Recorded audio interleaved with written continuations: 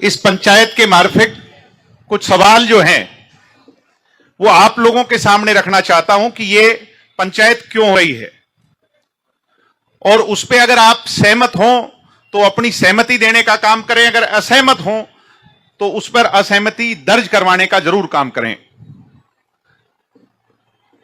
जो 16 तारीख का घटनाक्रम है, छात्रों को रात को 12 बजे उन पर मुकदमे दर्ज कर करके 2 गमले तोड़ने के लिए और 25 मिनट में एफआईआर दर्ज हुई और रात को 2 बजे दबिश शुरू हुई। सीआईए की टीमें लगी और पुलिस ने हमारे विद्यार्थी साथियों के साथ वो किया जो आतंकवादी के साथ भी शायद नहीं करते हो। क्या यह सही है? क्या सिर्फ बोलकर नहीं, हाथ से ही आप इशारा करते, ये सही है क्या?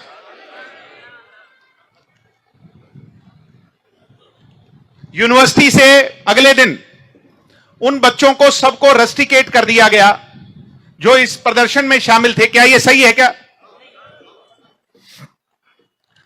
अब मेरा मुख्य सवाल, यहां गणमान्य लोग भी पधारे हैं, क्या यूनिवर्सिटीज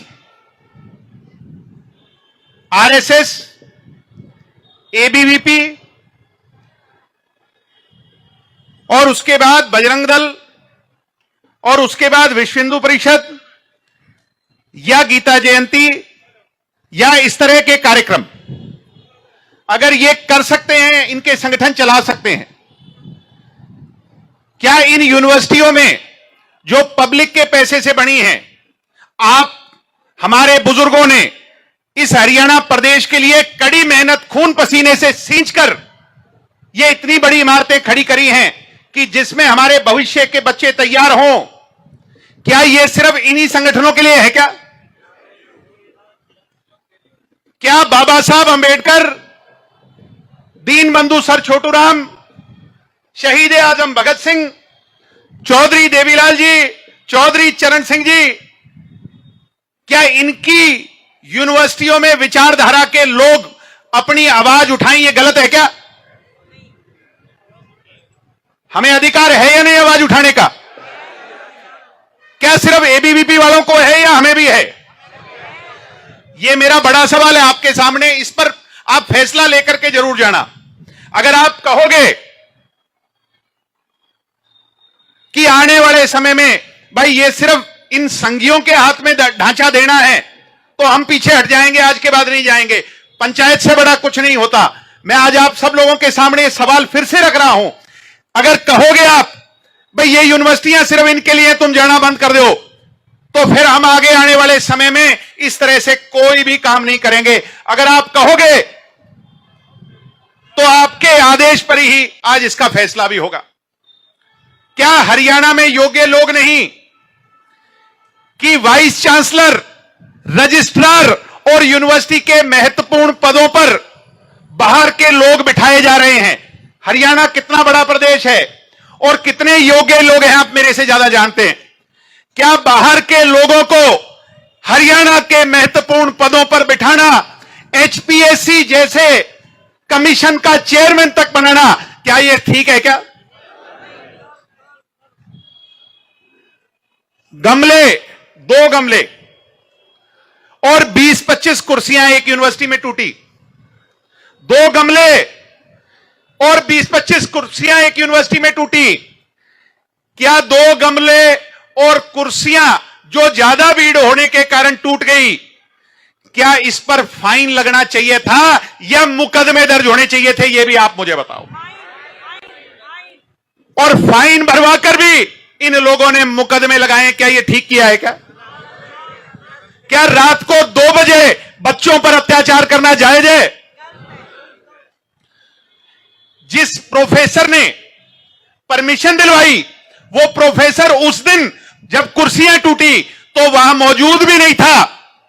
उस प्रोफेसर को इन लोगों ने यूनिवर्सिटी से निकाल दिया, या उसके साथ अन्याय हुआ या नहीं हुआ? एबीवीपी के लोग, आप किसी यूनिवर्सिटी से चले जाना, और अगर मैं झूठ बोल रहा हूं तो पंचायत मुझे जो दंड दे मैं स्वीकार करने को, सर माथे रखने को तैयार हूं। एबीवीपी के लोग, आरएसएस के लोग जब कार्यक्रम करते हैं तो एक एक टीचिंग और नॉन टीचिंग स्टाफ की पर्ची काटते हैं। उनसे किसी से 500, किसी से 10,000, किसी से 5,000 लेकर के काम करते हैं। क्या छात्र संगठन होने के नाते और क्योंकि सत्ताधारी पार्टी के साथ छात्र संगठन है, इस तरीके से पर्चियां काटकर लूट मचानी ठीक है क्या? हमारे पास पर्चियों के प्रूफ हैं अध्यक्ष महोदय। मैं आप लोगों के सामने जब बात रख रहा हूं किस तरीके से यह गोरख धंधा चल रहा। जब कुर्सियां टूटी थी और अगर क्रिमिनल केस था तो एफआईआर उस दिन होनी चाहिए थी या 10 दिन बाद होनी चाहिए थी? क्या इसमें संदेह है या नहीं है?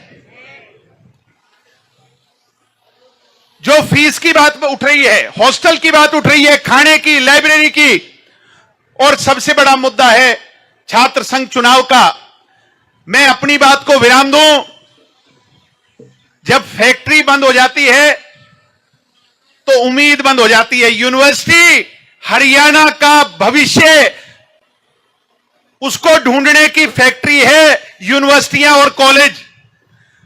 अगर उसमें डेमोक्रेसी, प्रजातंत्र बंद हो जाएगा, चुनाव बंद हो जाएंगे, तो फिर पूंजीवाद हावी होगा, यानी जो पैसे वाला होगा वही राजनीति करेगा। साधारण व्यक्ति, आम घरों के बच्चे जो इस माइक से बोल रहे हैं, इनका भविष्य, ये भविष्य में राजनीति की ओर अग्रसर नहीं हो पाएंगे, उम्मीद नहीं कर पाएंगे।